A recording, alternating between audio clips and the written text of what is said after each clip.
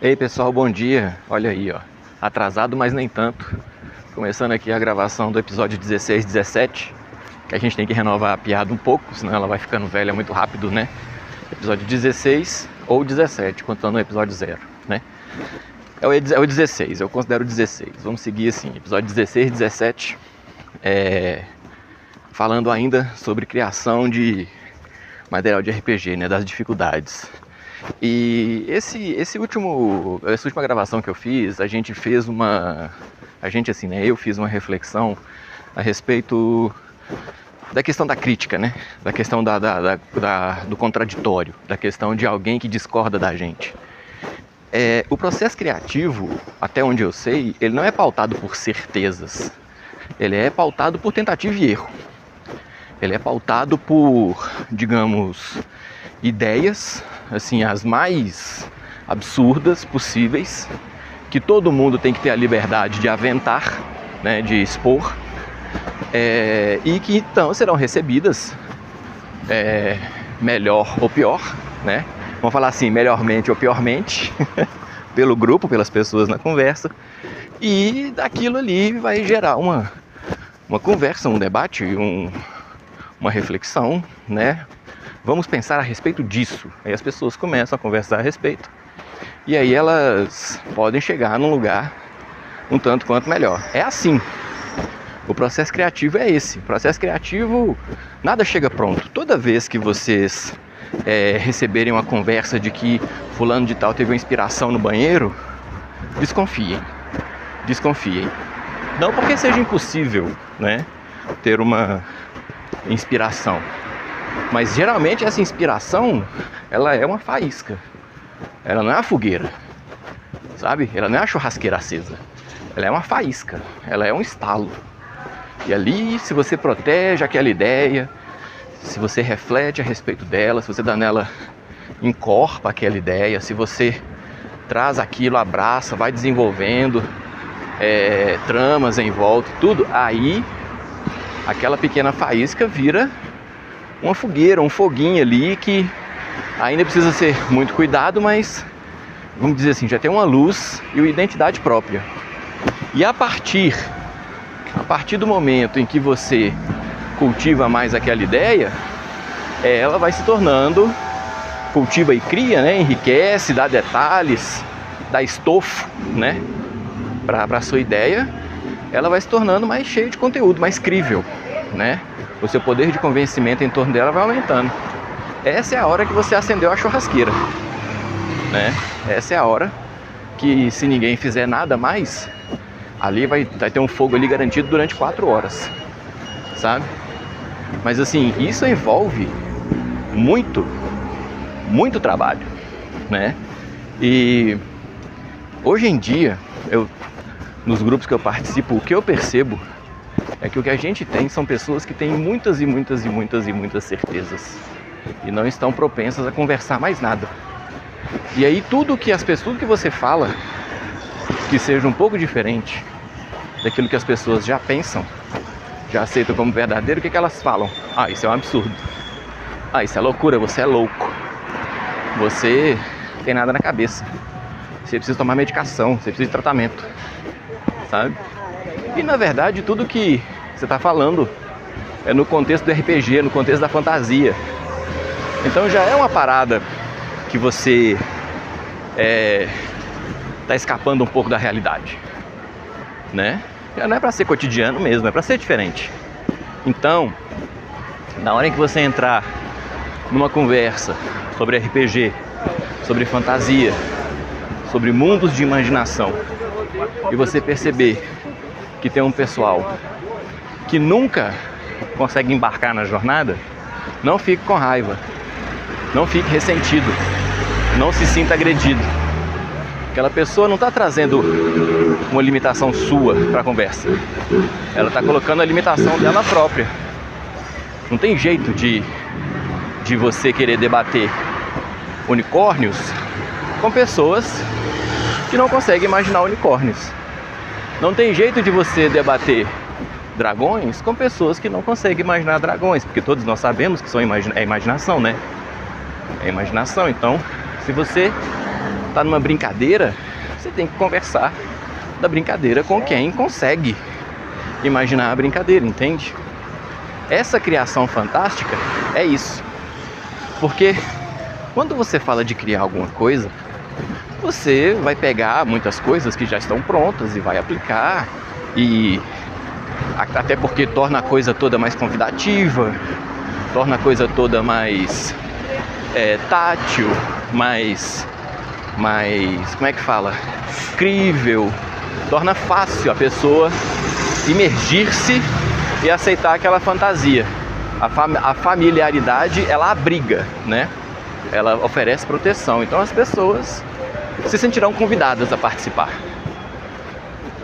Mas ali, se você está criando alguma coisa, criando mesmo, fazendo diferente, vamos dizer assim, trazendo novas facetas e tudo, é inevitável que haja diferenças entre aquilo que é como é que fala? Entre aquilo que é o tradicional, conhecido, popular, comum dentro da fantasia que eu digo, né? E aquilo que você quer acrescentar na sua criação. E nessa hora, todos nós temos os nossos limites. Todos nós temos aquilo que a gente consegue, vamos dizer, imaginar com a cara séria, sabe? Não, dragão, beleza. Não, o dragão voa, beleza. Não, o dragão cospe fogo, beleza. Não, o dragão conjura magias, beleza. Não, o dragão dança um frevo com guarda-chuva na mão.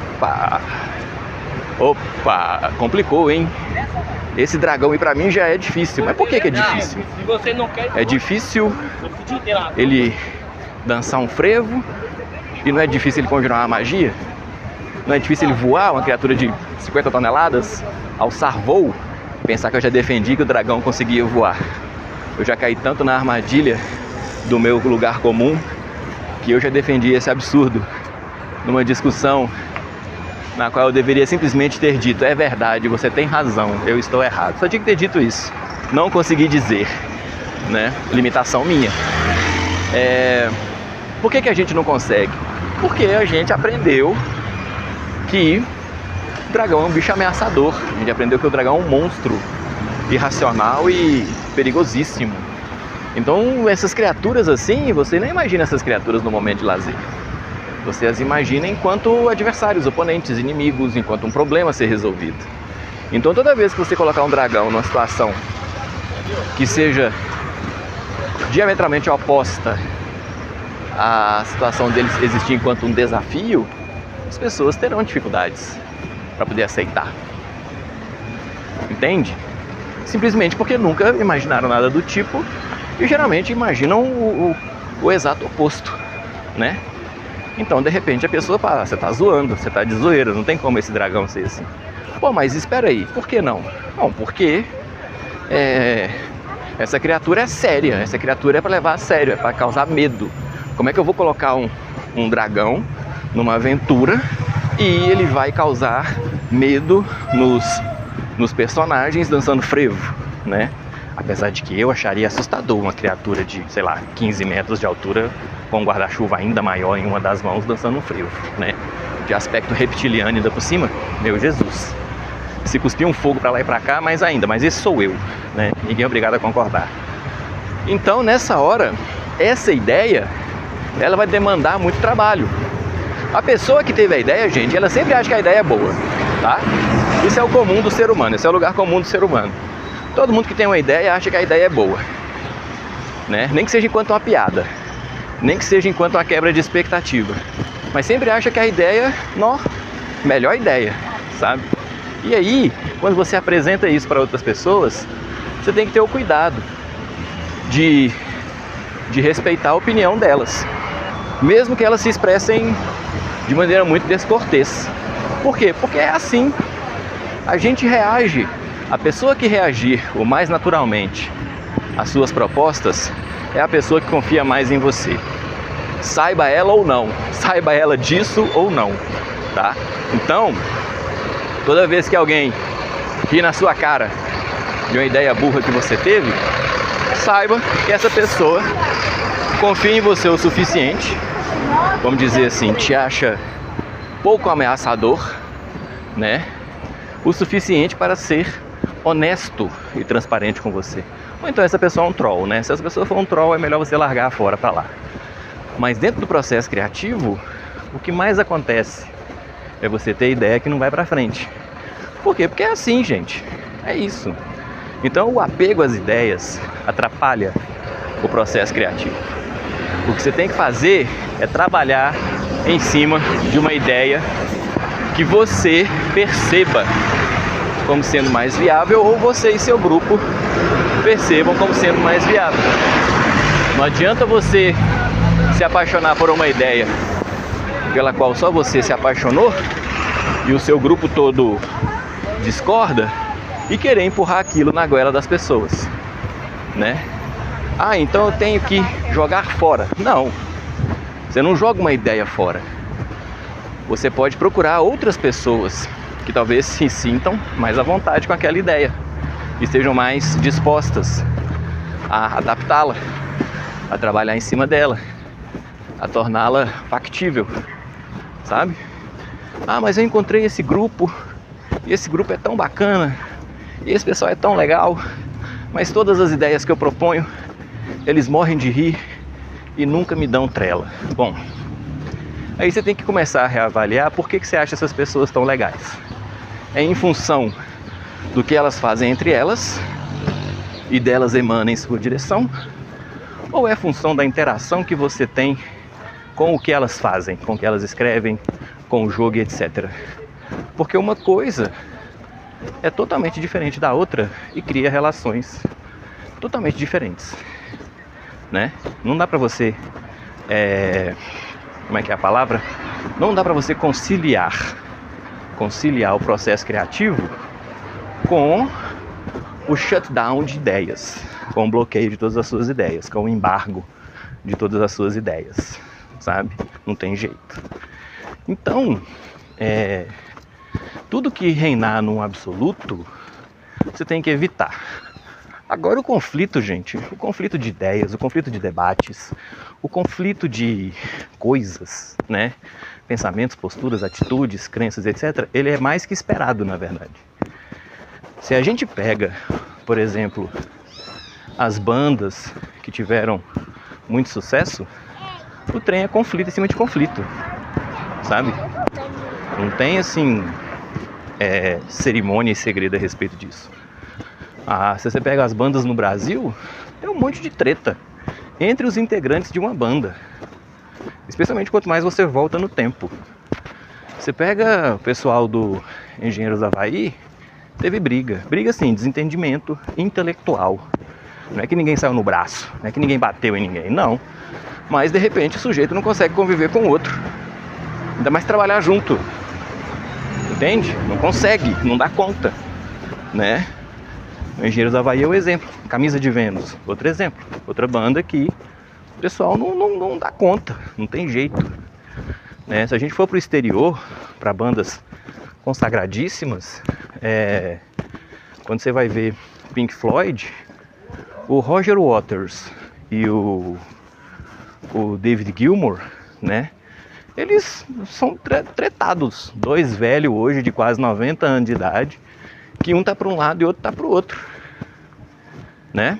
Agora, desses conflitos, falando do Pink Floyd especificamente, emergiram delícias de álbuns, como por exemplo Dark Side of the Moon, como por exemplo The Wall, como Atom Heart Mother, né? Zabriskie Point, os discos do Pink Floyd, Animals, as obras são maravilhosas e elas emergiram de um ambiente plácido, cordial, onde ninguém nunca mandou o outro para a ponte que partiu. Não, não mesmo. De um lugar de briga, de desentendimento. Outra banda, os Beatles. Os Beatles têm treta em cima de treta, em cima de treta, camadas de treta assim, ó. Incrível, é desconcertante, sabe? Desconcertante. Tem um disco do George Harrison chamado All Things Must Pass.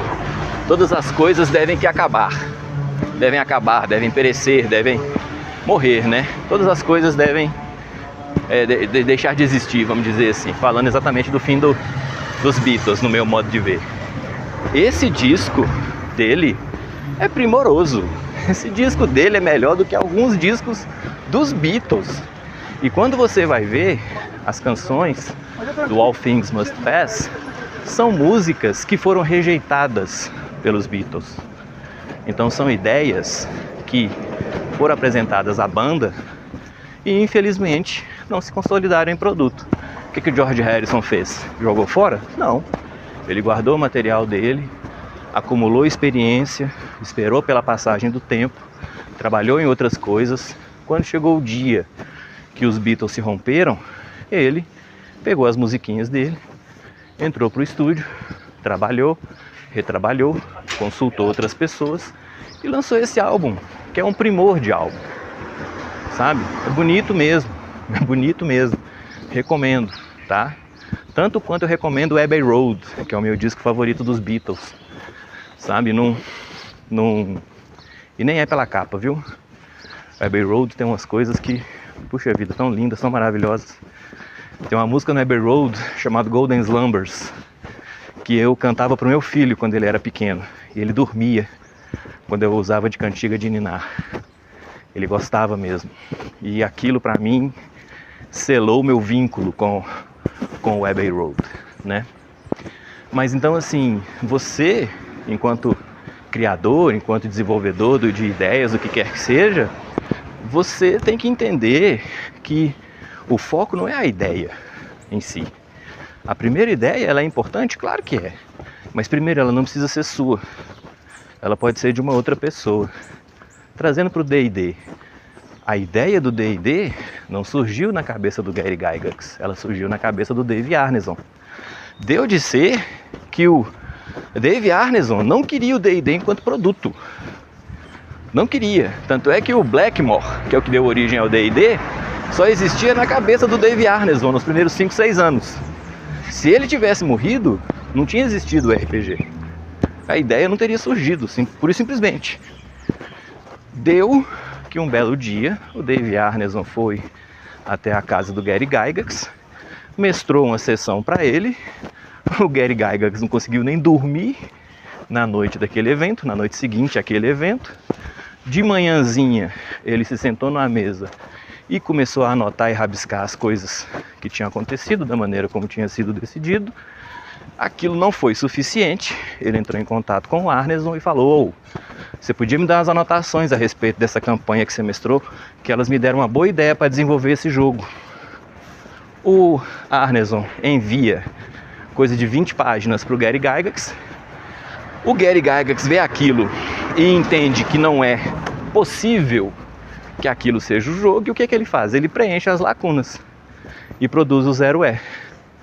Produz o D&D 0E. A ideia original não era dele, mas ele reconheceu o mérito na ideia. Ele reconheceu que dava para poder vingar. Ele pegou, preencheu com algumas outras coisas, editorou mais ou menos, porque quem já leu o 0E sabe que o 0E é uma fanzine assim cheia de lacunas. Não é um jogo completo, né? É só pegar e ler, gente, tá? Não precisa acreditar em mim, não. Procura os PDF aí na internet e lê, tá? Eu não tô falando pra você piratear nada, tô falando pra você ler. Tem como você ler isso online. Se tivesse como aqui, eu mandaria até os links, onde está disponibilizado, vamos dizer, de maneira legítima e oficial, em sites de biblioteca nos Estados Unidos, por exemplo, tá? Você pode pegar e ler. Você vai ver que o texto é ruim. Você vai ver que o texto é truncado, vai ver que o texto é difícil, é mal escrito, é redundante, é repetitivo. Mas você quer saber do quê? Era uma ideia inédita. Era a primeira versão de uma ideia maravilhosa. Feita não só a duas mãos, porque teve muita gente que participou dos playtests, né? Então eram várias pessoas. Era a equipe, vamos chamar assim, grupo de trabalho do Arneson na cidade de Minnesota, e o pessoal que trabalhava com o Gygax na cidade de Lake Geneva. Só aí deve dar no mínimo 50 pessoas que direto ou indiretamente contribuíram para o surgimento daquela primeira ideia cheia de falhas que veio a ser o jogo de RPG mais consagrado do mundo, que é um produto hoje aí de o quê? De 100 milhões de dólares ao ano, mais ou menos, 50 milhões de dólares ao ano. Meu Deus, hein? Imagina só ter uma ideia ruim que alça um voo dessa amplitude. Não é maravilhoso? É maravilhoso, mas teve que ser trabalhado por muitas pessoas. Não é uma ideia que nasceu pronta. É uma parada que realmente demandou muito trabalho. Então, gente, quando vocês se meterem a criar alguma coisa, vocês podem saber, vai dar trabalho. E quanto mais trabalho der, melhor vai ficar, tá? Se ficar pronto muito rápido, desconfie. Se foi uma ideia que você teve ontem e amanhã já está pronto, desconfie. Não acredite que está realmente assim tão bom, tão maravilhoso quanto você acredite que esteja. É possível? É possível. Mas é provável? Não, não é provável. Tá? Não é razoável acreditar que sim. Empresta para um colega, pede para ele ler, pede para ele te dar opinião, tá certo? Faça a coisa passar por alguns testes de ácido. Critique, procure pessoas críticas, procure pessoas interessadas e críticas ao mesmo tempo. O melhor tipo de gente que tem para trabalhar junto com você é gente que é interessado no produto e se engaja com ele e procura as falhas dele para fazer com que ele chegue ao mercado, vamos dizer assim, sem tantos problemas. Façam isso e as ideias de vocês prosseguirão com pernas mais firmes, digamos assim, por esse mundo de meu Deus. A gente sempre tem umas coisas, umas pequenas vitórias na vida em torno do processo criativo que a gente deve sim celebrar, sabe? Eu comecei a gravar esse podcast meio que, como eu gosto de dizer, na tora. Isso vai rolar e vai ser na marra mesmo. Não é na força, né? Porque isso aqui não é a respeito de força. Isso aqui é a respeito de resiliência. Isso aqui é a respeito de persistência. Qual que era o meu medo, né? Quando eu comecei a gravar o podcast? É uma criação solitária. Né? Não tem ninguém trabalhando comigo. Então é passível de vários erros, numerosos erros, né? Está limitado às minhas capacidades, porque eu não entendo nada de podcast, então eu não sei criar um site, eu não sei mandar para lá, mandar para cá. Eu realmente não tenho muita manha. Muita gente já me cobrou isso, né? Só tem no Spotify? Por enquanto só tem no Spotify. Quando eu aprender um pouco mais, tiver tempo para aprender um pouco mais a respeito de podcast, estará disponível em outras plataformas. O conteúdo é basicamente a minha maneira de ser, a minha maneira de pensar, né? É outra limitação grande, né? Porque não é toda vez que eu entro numa conversa que as pessoas estão assim tão interessadas a respeito do que eu penso, do que eu faço, do que eu sou, do que eu digo, né? Então a gente tem que estar sempre atento.